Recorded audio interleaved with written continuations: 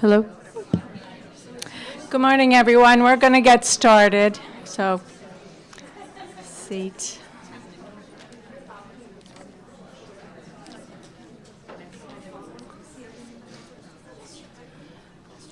So welcome, everyone. I'm Cindy Rivera. I'm the department chair for the school counseling office, if you don't know me by now. And I'm glad you're all here today. As sophomore parents, we're not expecting that you're doing a whole lot just yet, but we're getting you ready for the next couple of years. And part of that is understanding all the options around creating a testing plan for your child when it comes to college admissions. As they start to plan, we want you to be aware of these next steps so you can help in the organizational part of it all. So that when your kids get to it, because they're probably not thinking about it yet, but just so you're aware for what's coming up. As counselors, we've always counseled students and parents to keep calm, maintain perspective, and be organized. So one way to do this is really have a good understanding now as to what's coming up. So today we're going to talk about the differences between the ACT and the SAT, a little bit about subject tests, so you get a better understanding what might be the best test for your child. We'll talk about how colleges view them, where subject tests fit in, what's score choice, what is super scoring, and all those kinds of things. So we have staff here today from Summit Educational. We have Whitney and Jack back over there, who are Whitney may be taking over this presentation because Charlie's voice, we're not sure how long it will go for, so Whitney may be key to this, but we'll see how it goes. Charlie's the CEO and founder of Summit Educational Group, and they've been around as a test prep company for nearly 30 years now. And he's going to help you understand all of these details. Charlie is an expert in the field of tutoring and test prep. He's written a number of test prep books. He's a frequent speaker and panelist in educational forums around the country. And so he's also, most importantly, not only a graduate of Yale, but a graduate of New Canaan High School. So we're really glad to have him. Charlie, welcome. Come.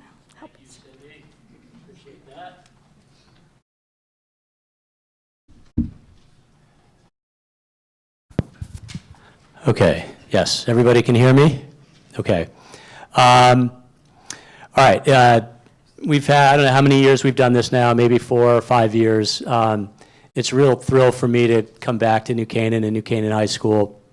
So many great memories and some not so great memories, but put it all together, it's pretty awesome.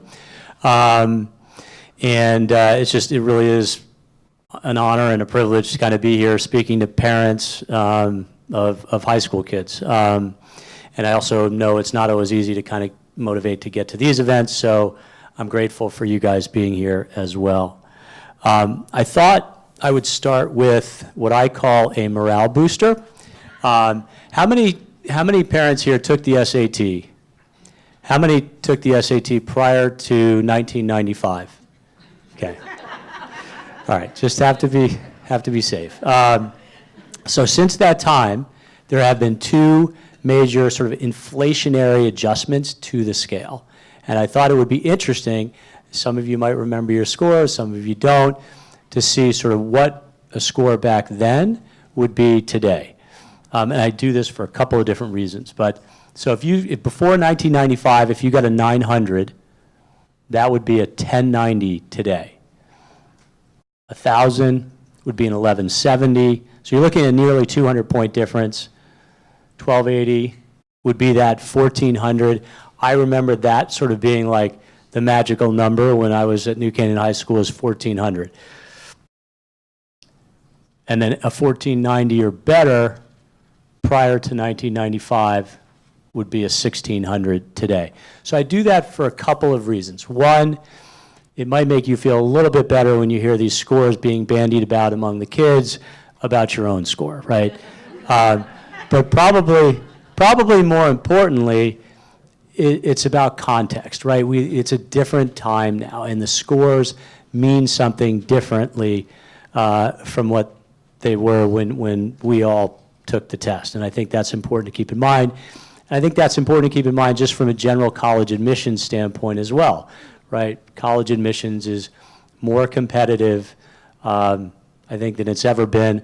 I always say, I like to think I would have gotten into Yale without basketball, but I'm not so sure, you know. I know today that on my academics, I could not get into Yale without basketball, right? It's that difference. It's just important to kind of keep that in mind. So most of you have probably heard of the ACT. How many here took the ACT? If you took the ACT, are you maybe from the Midwest or something like that?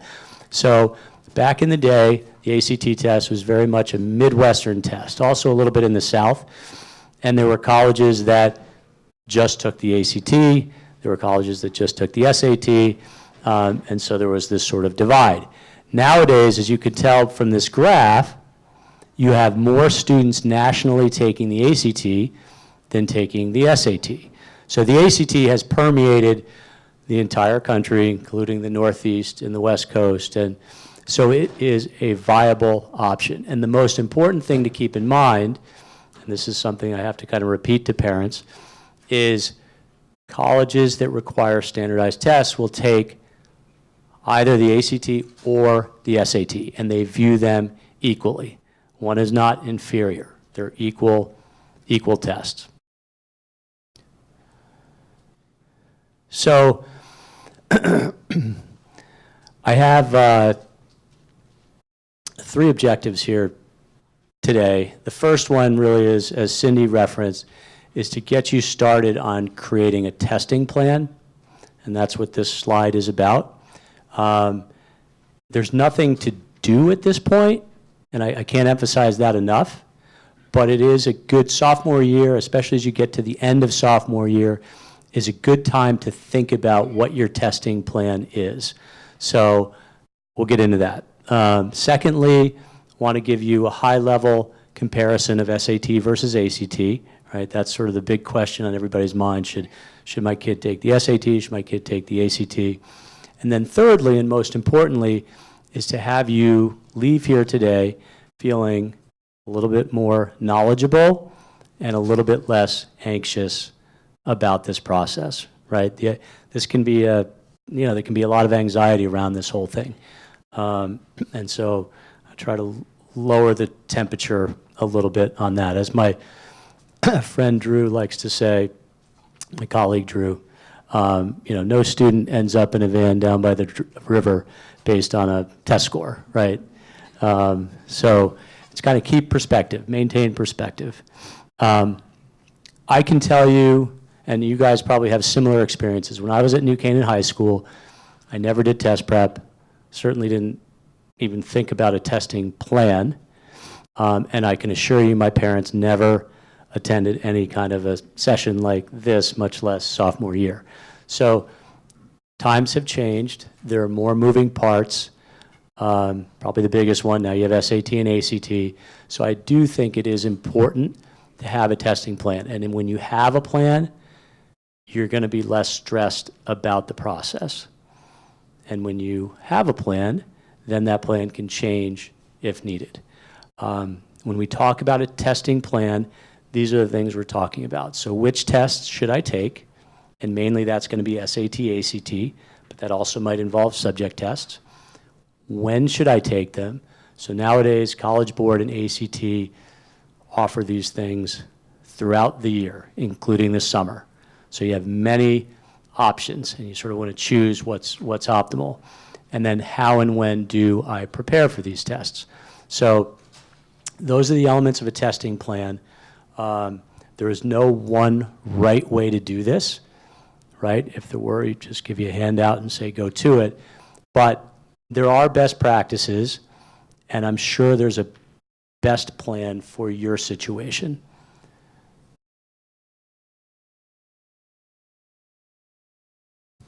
So the first part was which tests, right? We talk about college admissions tests. These are really what we're talking about. So the PSAT is, Cindy, you have to remind me, do sophomores take the PSAT here? They can, okay. So, okay. So just show of hands, how many of your students took the PSAT? Okay, so maybe half. And so you took it sophomore year, and then junior year in October is when you do the PSAT. From a college admission standpoint, that's the least important of these tests. It's not important, right? It's really practice for the SAT. The SAT and ACT, on the other hand, from an admission standpoint, are the most important of this group of tests. Subject tests, I'll get into those a little bit, but I always feel like those lead to a lot of confusion, and they do require some advanced planning. I would say not everyone has to take subject tests. And then AP tests are out of the scope of this presentation. Okay, so real quick on the PSAT. As I said, it's practice for the SAT, and that's really the best way to view it. It's really a shortened SAT, and that's the way. You should not get too hung up on the PSAT. In particular, you should not get too hung up on the scores, although I know that's hard to do when you see them. The College Board does a really nice job of generating a pretty detailed score report of your performance on the PSAT, and I would recommend, whether now or when your student takes it next year, that you spend some time reviewing that report. And most importantly, I would urge you not to get, and your student not to get hung up just looking at the score. That's a big sort of thing for me, is when kids take standardized tests, any test, the first thing they do is look at the score, and that is often the last thing they do. And then they just feel a certain way. If they did really well, they'll feel great. If they didn't do well, they may feel really crappy about themselves, right? The test is really just feedback, and so you want to learn from that experience. And again, the PSAT is an opportunity to do that. Junior year PSAT, and I'm not going to go into detail here, is how national merit is determined, not the sophomore year PSAT, but junior year PSAT. And that will apply to a very, very small percentage of students. Scoring on the PSAT, if you look here, you'll see that PSAT 10, the middle bar, you see the scale is 160 to 760. So you might be like, well, why isn't that 200 to 800? It's actually pretty simple. The PSAT contains some more basic content, and therefore it goes lower than 200, and it doesn't contain some of the higher level content that's on the SAT, so it doesn't go all the way to 800. When you look at the PSAT score, what does that mean? How should you think about that? What it's telling you is, in the ideal, I guess, is here's where I am on this SAT scale at this point in time. Okay, so back when I took it, the PSAT was a more predictive, right? It would predict how you were going to do. Now it's telling you this is where I am on the SAT scale at this point in time, right? So sophomore PSAT, you get a 540 on the math. Basically what that's saying is if you took the SAT at the same time, you would get around a 540. Okay, so that's what it's doing. So you'd expect that you're going to improve from sophomore year to junior year to senior year.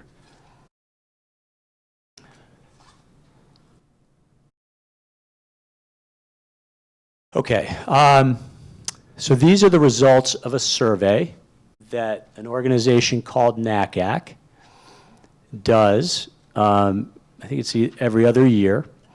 They survey colleges around the country, and one of the things that they ask colleges is sort of what admissions factors are important to you and how important are they? So I think what the most important part of this is look at the top three. Right? What do they have in common? They're all about the work that you do in school. So that is the most important thing. Grades in courses, grades in college prep courses, strength of curriculum. Top three factors in college admissions. So I think that, again, that's the most important thing. Now, you don't want to put your head in the sand. You can see the test scores, the fourth thing, are not that far behind, right? 82% of admissions offices report putting considerable or moderate importance on test scores. So you don't want to put your head in the sand, but at the other extreme, you don't want to spend sophomore, junior, senior years prepping for these SATs, ACTs at the expense of your work in school. Used properly, your SAT scores are just one part of your application. I'll talk a little bit more about holistic admissions in a second. And then I think it's really important to note that not all schools require test scores, right? So people have heard of test optional. So test optional schools give you the ability to send scores or not send scores based on your profile and how you feel. And if you don't send scores, they're not going to hold that against you, okay? There are probably 30 or so selective test optional schools in the country. Bates, Bowdoin, GW, just to name a few. Like, there's some really good schools. What's interesting to note at these test optional schools, at least the selective ones, is that on average, 50% or more of applicants do submit scores. But it is important to understand that test optional is out there.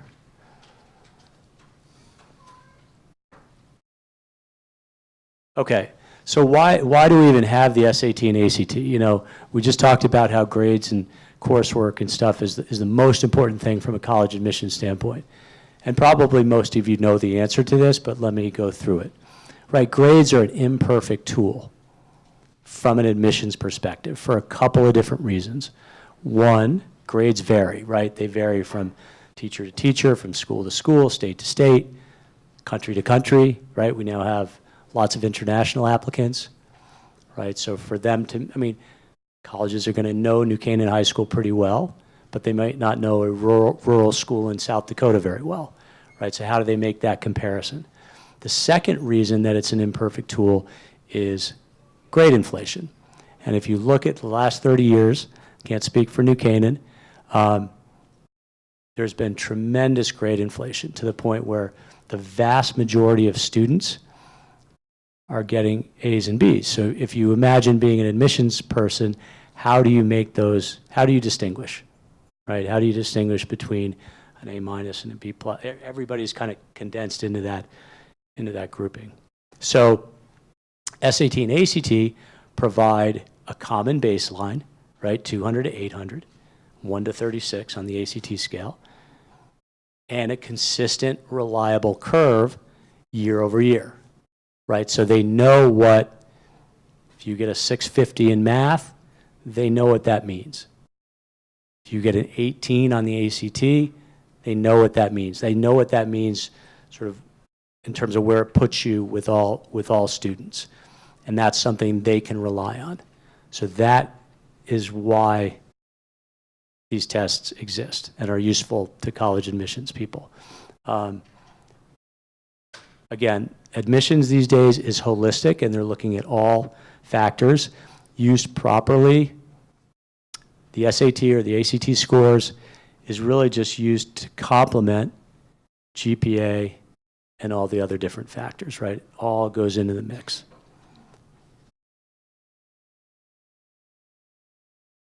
Okay, so the next part of what I'm going to do is a sort of SAT, ACT comparison. And I should also say, there's a lot of information I'm throwing at you. There's no test at the end. I would just kind of sit back. I would not sit here and get overwhelmed by it at all. I would just try to get the general tenor of it. And there's a testing guide that most of you should have. It's that big booklet that we publish annually that will address everything I'm talking about and then a whole lot more. And so I would suggest that you just kind of keep that as you sort of move through this process. It will answer most of your questions. So we're going to start at high level and then get down section by section, but not too nitty-gritty that you're all going to fall asleep. So standardized testing. When we think about standardized tests, there are different dimensions of standardized tests. There's sort of the aptitude element versus the curriculum-based element. Okay, so that's that vertical axis. So aptitude test is a test that measures your inherent ability to do something. Whereas a curriculum-based test is the opposite of that, right? It measures your mastery over some content base, okay? Then you have, on the horizontal, you have speed versus power. And these two things are built into tests, to standardized tests. So the speediness of a test, we all remember, like, you're taking a standardized test and the proctor's like 10 minutes to go, 5 minutes to go, and you're racing and you might not be finished, pencils down. That's speediness. Like, that is built into tests to different degrees.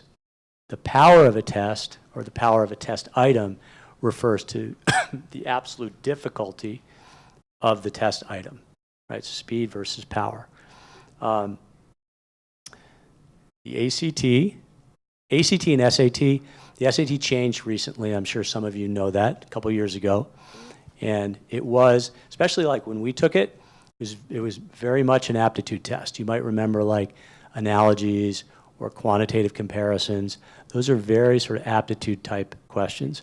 With this latest change 2 years ago, it's very much now a curriculum-based test. And the ACT is very much a curriculum-based test, meaning it's going to align better with what your students are doing in school. And they're going to feel more, when they see it, it's not going to feel like, oh, they're trying to trip me up at every, corner. Like, it just isn't going to, it's going to feel accessible. Doesn't mean it's going to be easy, but it's going to feel more comfortable. The big difference between these two tests is on that speed-power axis. So the ACT is a faster test. It's got a higher degree of speededness. Yeah, so power, just think of power as like the difficulty of the individual questions regardless of time, right? So when I was a math major and our exams in college were like, prove this. And then if you knew what you were doing, you might do it in half an hour, or if you didn't, you might have to use all 3 hours and not get it done. So that's a pure power test. Speed test might be like 30 questions in 5 minutes, yeah. So the biggest difference between the two is ACT is much more speeded. So if you give me 10 kids, take that test, and have never seen it before, most of them are not going to finish because they're just not ready for it. They're going to say, oh, they're not going to say I liked it, but they're going to say it felt very accessible. I just wish I had more time. That's the nature of speed, right? That's one of the big challenges on the ACT is the speed. Whereas the SAT, you'll have more time, but the individual questions are going to be more difficult. Now, speed exists in both. So for those of you who have students who took the PSAT, they may have come home and said, oh, I didn't finish the test, right? Or I just finished, I was running out of time. That is normal, right? Pacing when you take these tests, learning to pace yourself is super important. So if you don't have a lot of experience with it, running out of time, whether it's ACT, SAT, is pretty normal. It doesn't mean you have to go run to the College Board to get accommodations, right? Like, it's pretty normal. It's just sort of work on your pacing. So again, that's the biggest difference, high level, and I'll reference that as we go through. Subject tests and AP tests are very much curriculum-based tests. All right, this is my least favorite slide because it looks so overwhelming, but this is sort of, again, just high-level differences and similarities between the two tests. The biggest similarity is the length, right? Both of these tests are nearly 4 hours. okay? And kids are not used to doing 4-hour tests.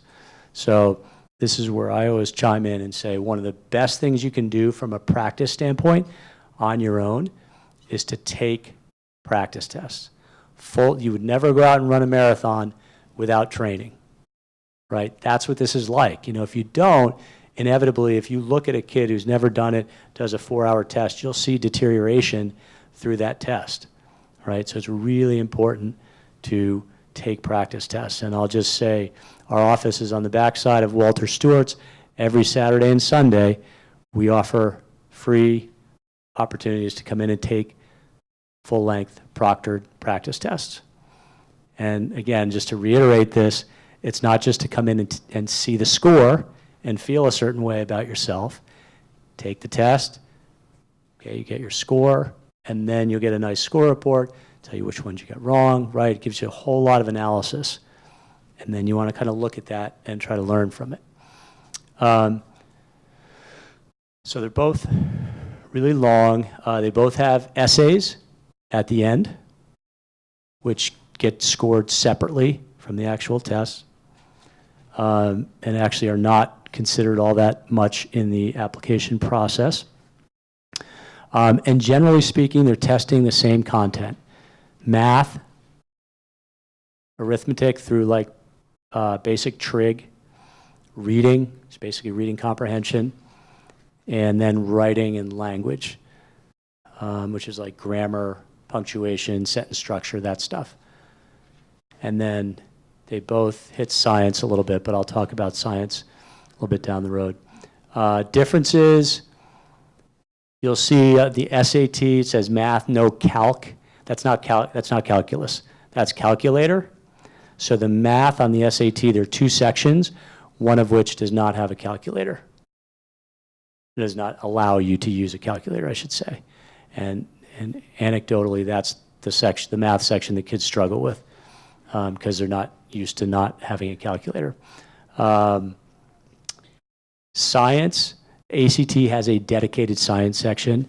SAT has 21 science questions just interspersed throughout the entire test. So you have science questions in the math, science questions in the reading, science questions in the writing and language. Scoring, you're all familiar, I'm going to just assume, you're all familiar with the 200 to 800 scale on the SAT, right? So you get a math score, 200 to 800, and then you'll get an evidence, it's a mouthful, evidence-based reading and writing score, 200 to 800. I just call that verbal. Right, I go old school, that's verbal. So you can see the reading section and the writing and language section come together to give you that 200 to 800 verbal score. Okay, so it's on that 1,600 point scale, which is what we're all used to. The ACT is 1 to 36. I imagine fewer people know that scale. It's completely different, obviously.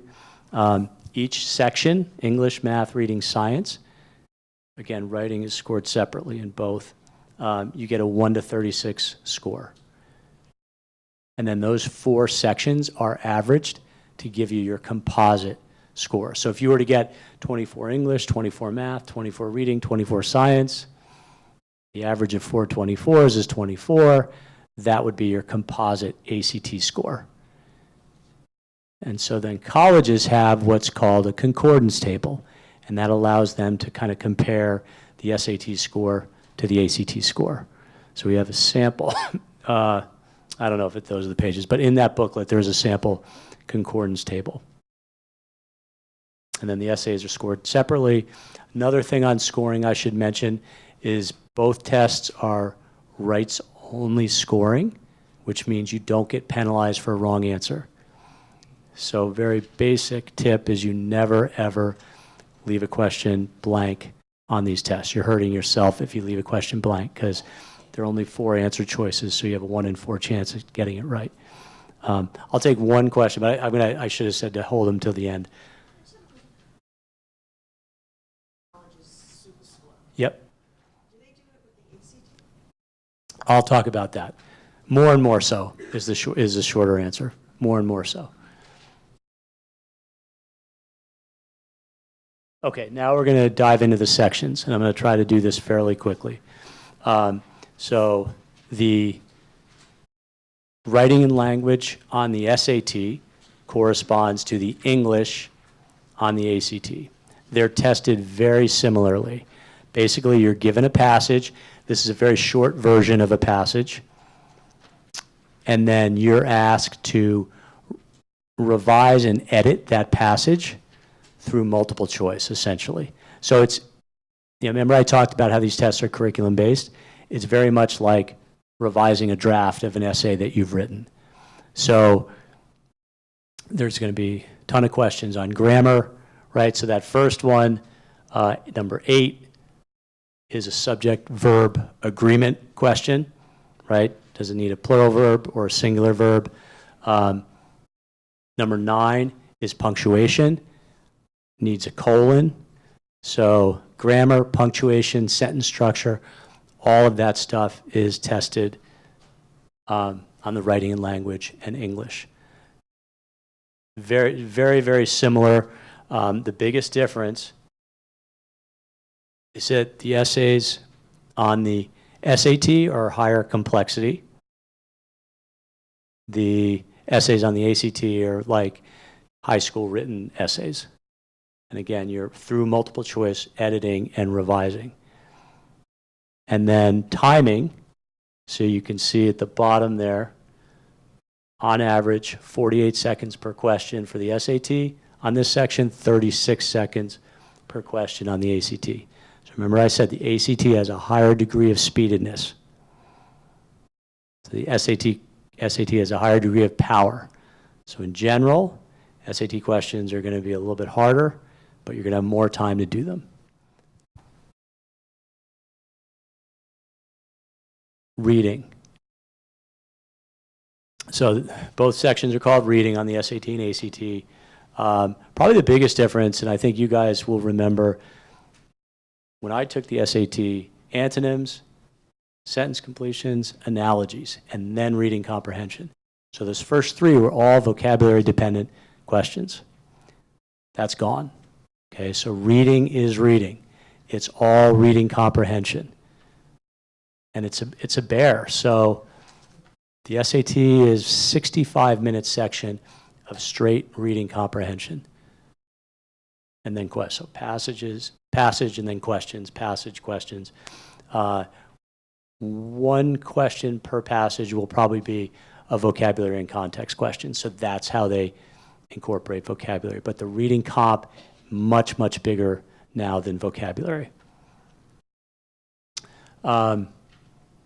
The difference is complexity of passages is similar. The difference is, I think the best way to show you is with an example. So SAT, again, I've left off the multiple choice answers, but let's look at 2 questions, consecutive questions, right? So the first one, right, what can reasonably be inferred about gliding animals in the passage? So the SAT has more inference questions. It takes a deeper reading. Questions are going to require a deeper, more nuanced reading. Okay, and here's an example. So there's an inference question. And then the following question, which choice provides the best evidence for the answer to the previous question? And that's a new addition to this new SAT. So there's going to be a bunch of those. And basically you have to point to the lines that justify your answer to the prior question. So that's the type of reading that the SAT requires. The ACT, on the other hand, is much more about quick, efficient reading and just finding facts and details in the passage. Okay, so definitely a difference there. And the timing difference, I think I skipped over this. Again, you can see the big timing difference. So on average, you have 13 minutes per passage on the SAT and just under 9 minutes per passage on the ACT. That's a big difference. So again, ACT, quick, efficient reading, find your answers. SAT, much more about inference or reading behind the lines and that sort of thing.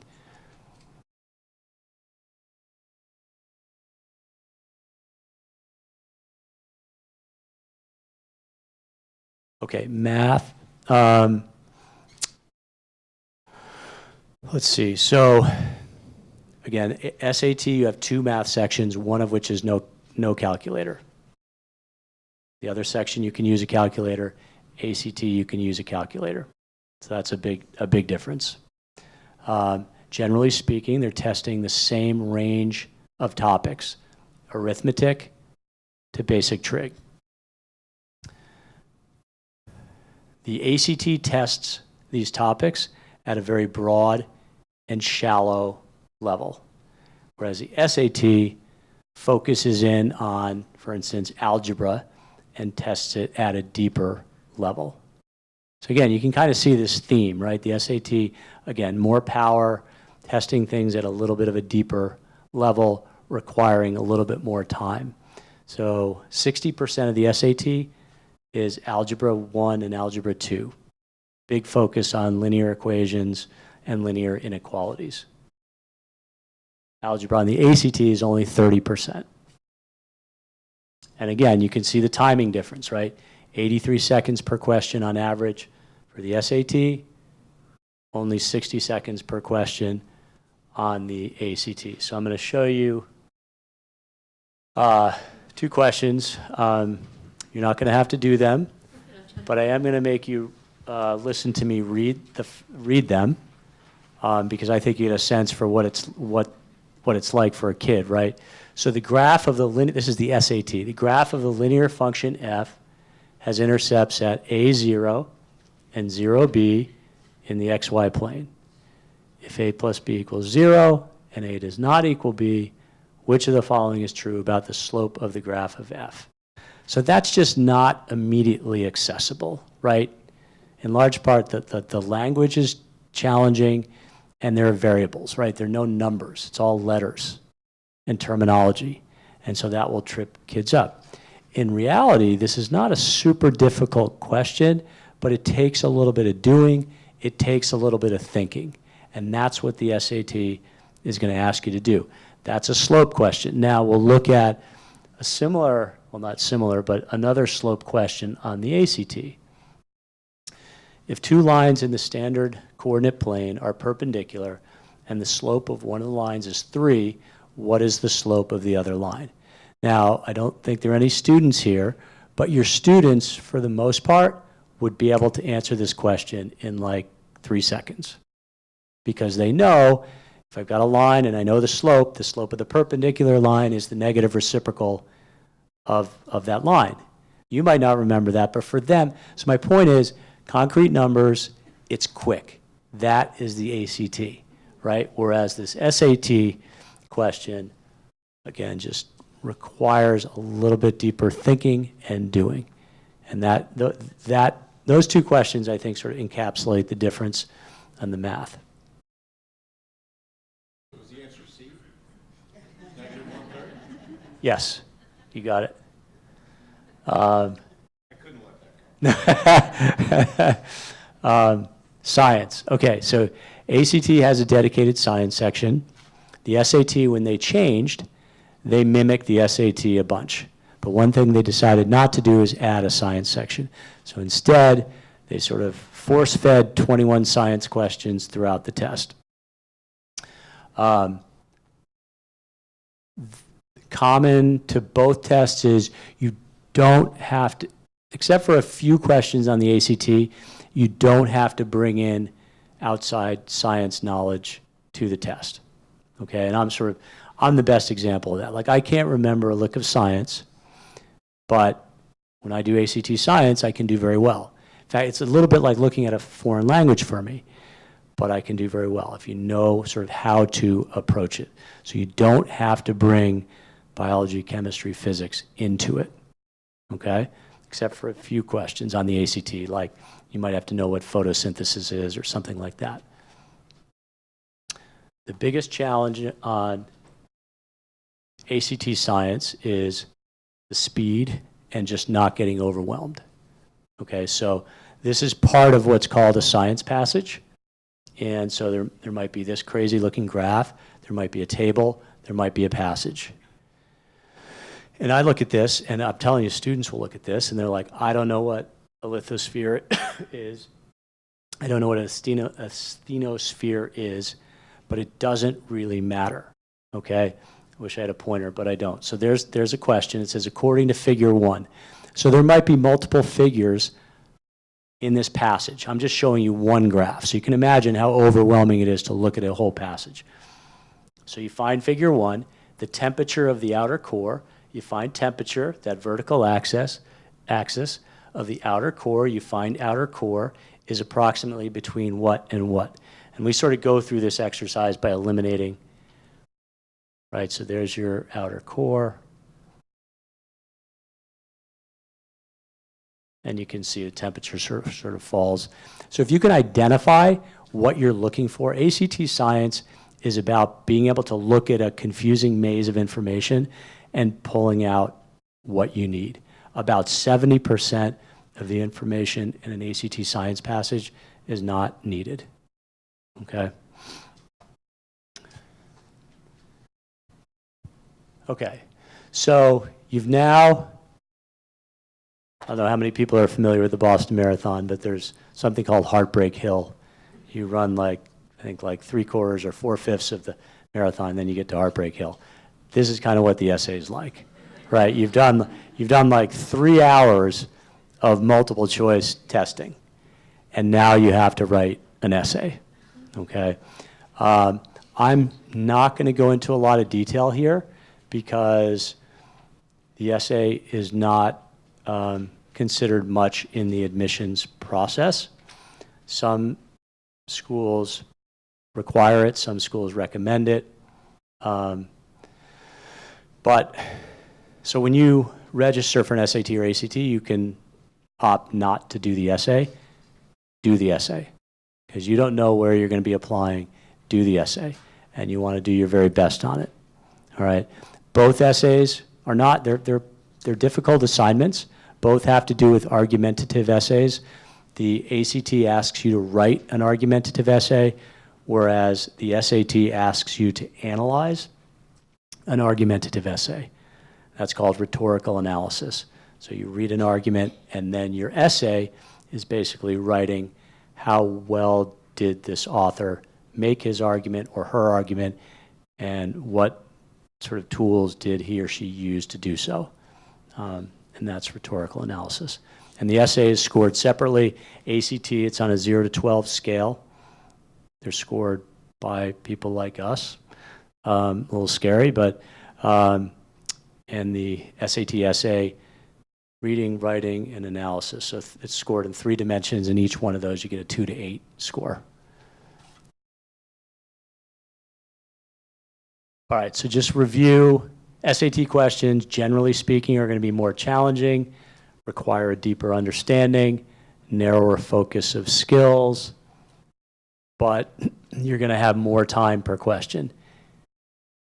ACT questions, straightforward, require, not always, but for the most part, instant recognition, broader scope of skills, require constant, rapid pace. Remember, I said pacing on these tests is really important, and that's particularly true on the ACT.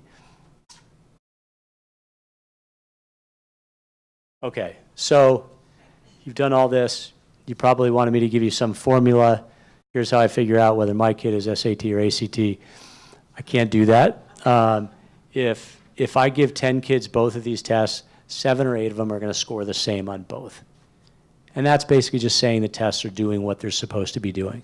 But there will be 2 or 3 who will have a significant advantage one way or the other. And you might have kids among those 7 or 8 who scored the same, saying, I preferred that one. The best way to determine is to do it quantitatively. Take a practice test, take a practice SAT, practice ACT, and compare. If they score the same, then which one did you hate the least or prefer? And go down that path, because that's important, right? If you prefer one over the other.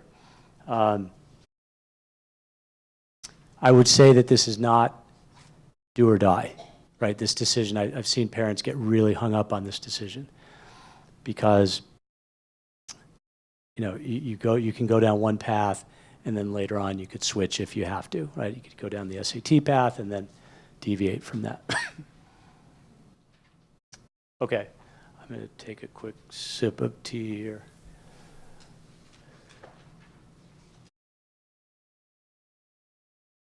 This works really well. Still hot, yeah.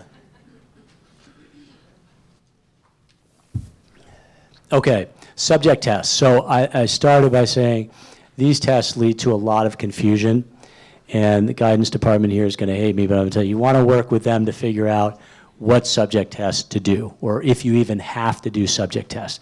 You can see this graph. The number of colleges requiring subject tests has just dropped precipitously. Okay, they're probably, and again, it's always changing. So even our numbers on this graph could be off a little bit because colleges change. So always check with colleges to see what their subject test requirements are. The required list on the left here is pretty complete. I think there's a school in Canada that maybe requires them. But anyway, that's, and then you have that recommended list is not complete. It's probably 2 or 3 times as long as that. So you've required and recommended.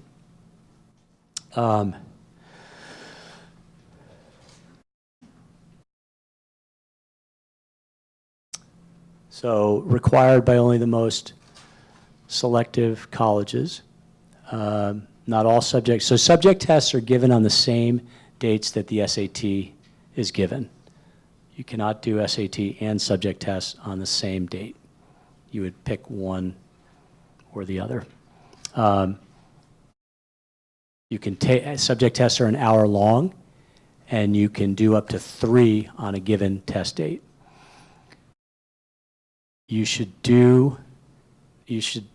Ideally, subject tests are curriculum-based tests, so you do your subject test or tests after the last class in that particular subject, if that makes sense. So if you're going to take a U.S. history subject test, you want to do that after you've taken U.S. history that year, and then you might do it in June, for instance. Okay, June is probably the most popular subject test date, but May, June, May is a typical SAT, June is typical subject test of junior year. But you don't want to take U.S. history and then wait the summer and then take it in the fall of the following year, because you will have forgotten all that. So subject tests are best done at the end of the last class for whatever the particular subject is. And there's math 1, math 2, there's U.S. history, world history, there's science, chemistry, physics, biology, and then there's a bunch of languages.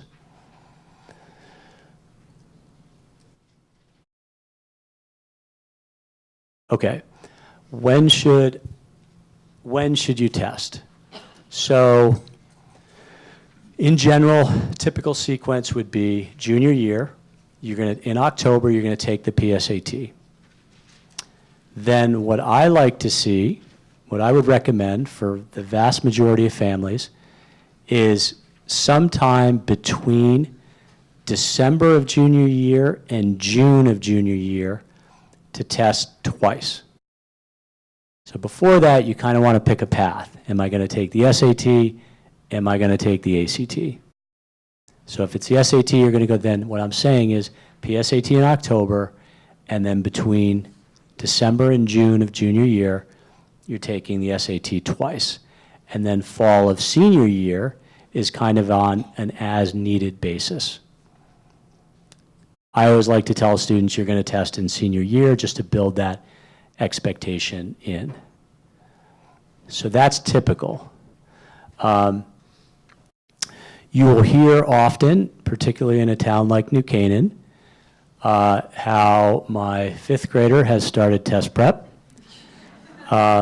Testing early and often is not something that I think is a good idea. I genuinely do not think it's a good idea. And there are many reasons that it's not a great idea. Number one is sophomores, for instance, generally speaking, are not ready. Yep, you maybe have had all the math that's covered on the SAT.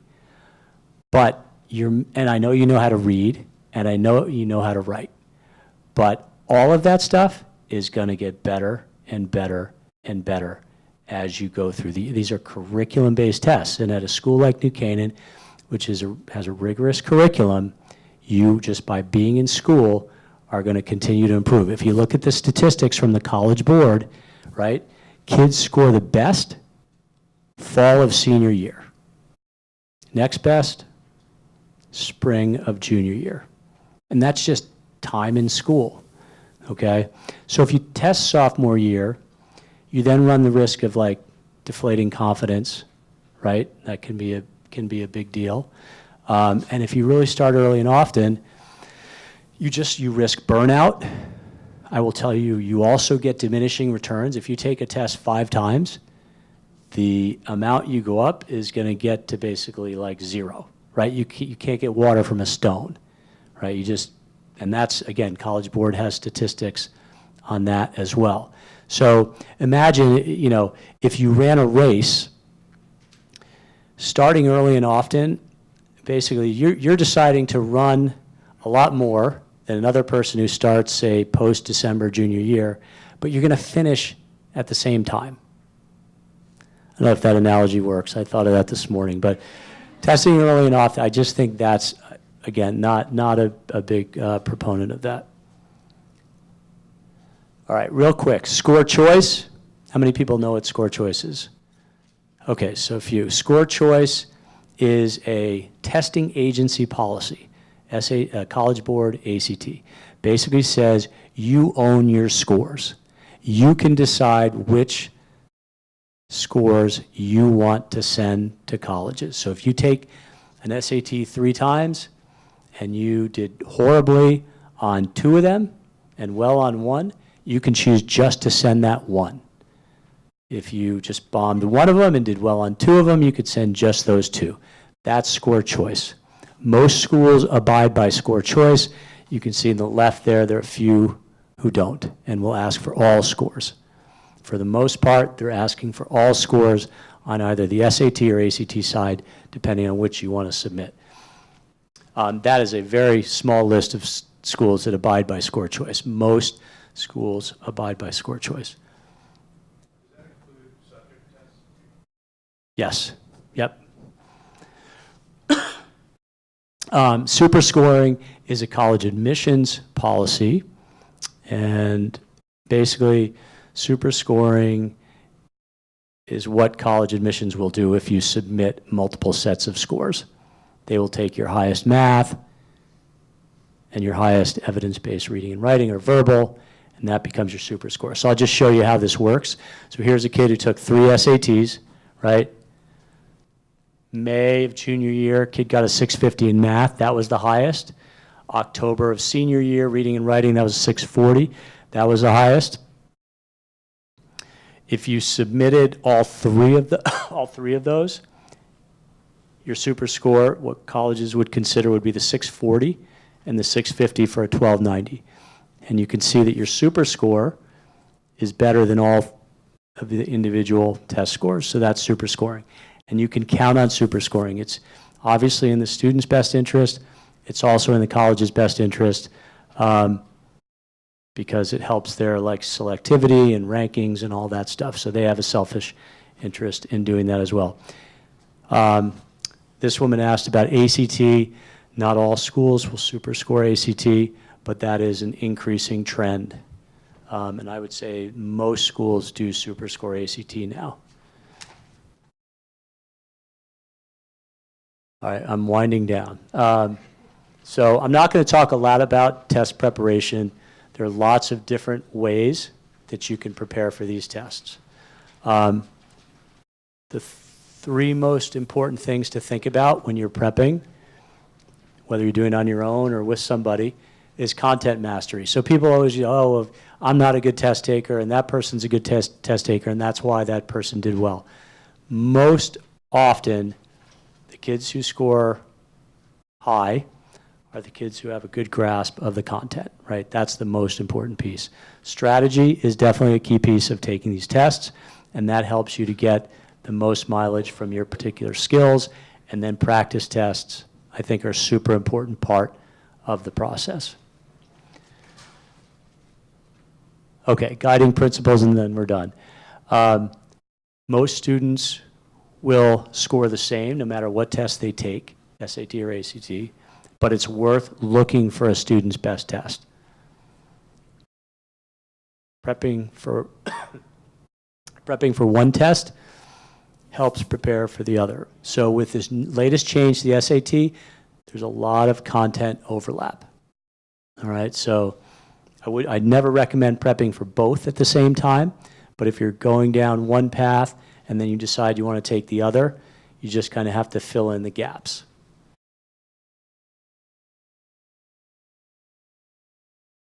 I mentioned this, students score their best at the end of junior year and fall of senior year. It really is the rare student who's finished by January of junior year, even the highest scores. They always want more.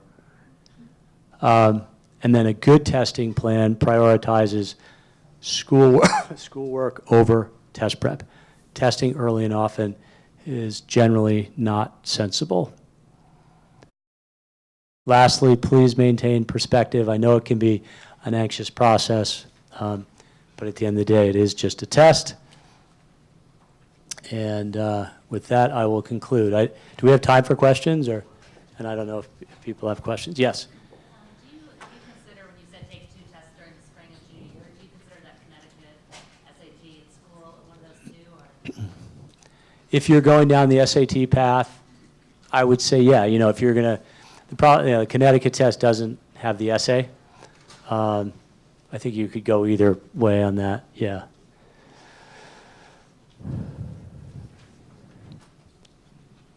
Yes? The PSAT in October is also an in-school test, not a registered visit. It's not what? In-school test, like it's not a registered Saturday test. We have you register for Saturday. Oh, you do, but it's not like that Connecticut. The Connecticut state test, you do not register. Right, well, the We October. register the whole class for the juniors. But Okay. the PSAT, summer and junior year, we register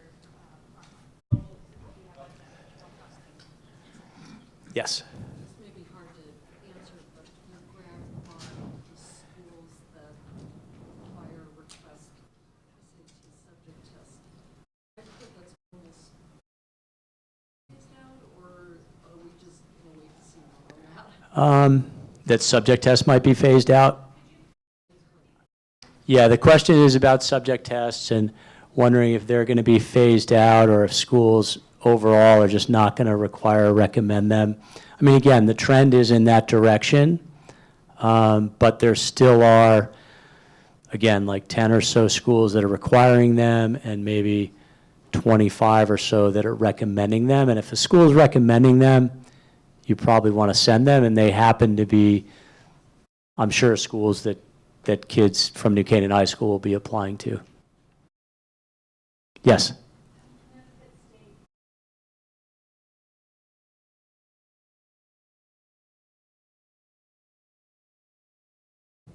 Again, that's part of the score choice. So if you choose to, yes, it goes into your college board. And if you're applying to a school that requires all scores, it goes in. If you're sending SATs, yes, that would be part of it. That doesn't have an essay and another one. You would have to then, second time to have the essay as part of the scores. And always remember that super scoring comes into play for every school. Your state testing doesn't prove to be your highest scores. The schools, the colleges, even though they see them, won't use them in the admissions, they use your highest scores. Yes? What's that? Oh, so Connecticut administers, has basically adopted the SAT as its state assessment test. So I had the date, it's in March. It's in March, yeah. It's the 21st this year, so it's approximately a week or two. They set the date next year. And And like it used to be CAPT, or in middle school CMTs or SBAC. For the high school, it's the SAT. and it's administered to everyone. Yes.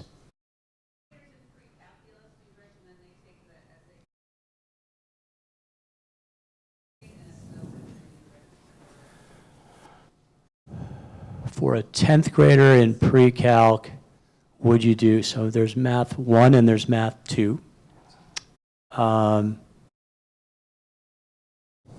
You know, registration's usually a month or so before, but again, you'd want to take the test in June if you're going to do that. I'd have to know more about the student to know, like, does it make sense to do it this June or next June? Because there's math 1 and math 2, so math 2 is a little bit higher level. Could do both. I leave that to, you know, I think talk to the math teacher and, yeah. Yes? Take the subject tests. Any tests that you take in those schools that do require them, they will all float up. So is there a way to sort of know how you're going to deal with that before you? Yep, so score choice exists with subject tests as well, so you don't have to submit them all. I thought you gave a list of some that did. It's a small group. And even one of the, like my alma mater, Yale, I believe they, even though they require all scores, they do on subject tests say you can use score choice. But yes, there are sample tests. So you could take, I always think that's a good idea. Like, how am I going to do if I take the math 2? Okay, let me go in and take a practice hour-long test. It's only an hour, so pretty easy. Yeah. Okay, why don't we end there? Thank you all very much, and I wish you all the best of luck. Thank you. Thank